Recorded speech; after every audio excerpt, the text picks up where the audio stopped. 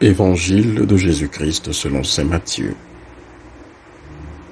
En ce jour-là, Jésus disait à ses disciples: quand le Fils de l'homme viendra dans sa gloire, et tous les anges avec lui, alors il siégera sur son trône de gloire.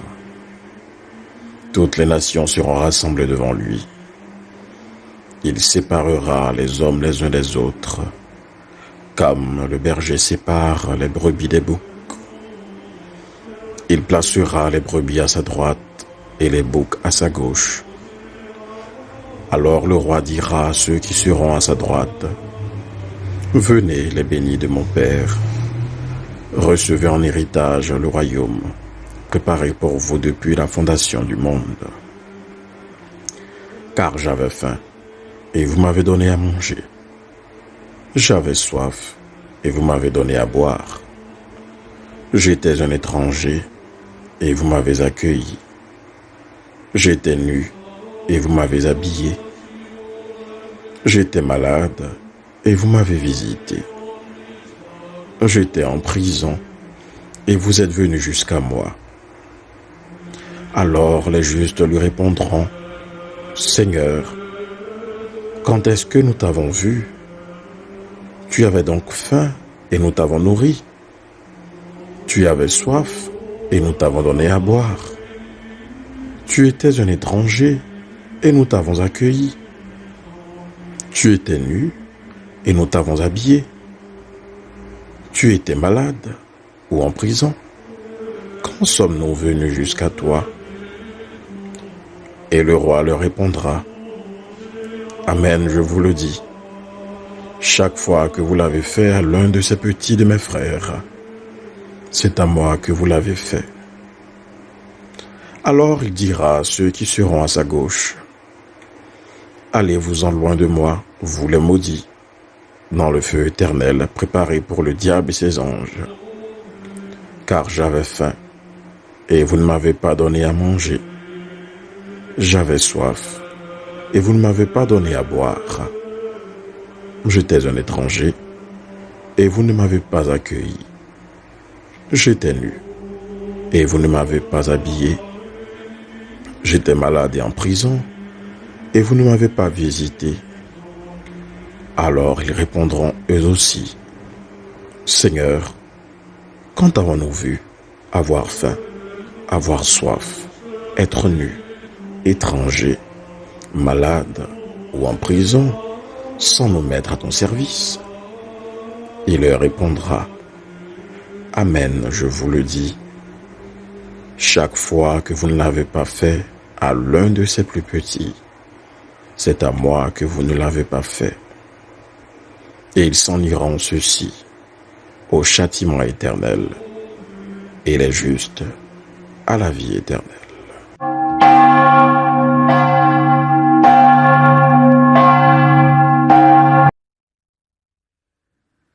Chers frères et sœurs, hier nous avons célébré la fête de tous les saints. Et aujourd'hui, 2 novembre, nous célébrons la commémoration de tous les défunts, c'est-à-dire de tous ceux et de toutes celles qui ont vécu avec nous, qui ont partagé nos peines et nos joies, mais qui aujourd'hui se trouvent de l'autre côté de la rive. Comme on dit communément, ce qu'ils ont été, nous le sommes. Et ce qu'ils sont, nous le serons. C'est donc une occasion pour nous, chers frères et sœurs, de nous souvenir de nos frères, de nos sœurs les défunts, mais aussi et surtout de prier pour eux.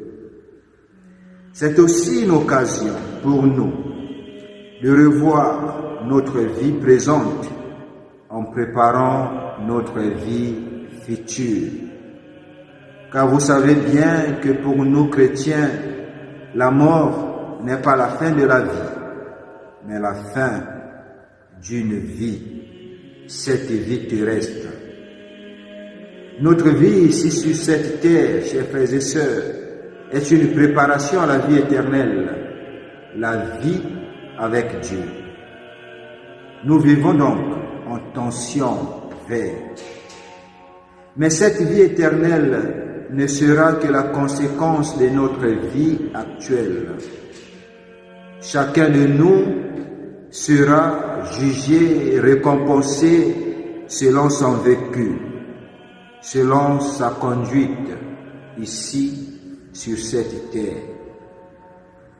Qui aura semé l'amour récoltera le royaume éternel, et qui aura semé l'indifférence récoltera le feu éternel.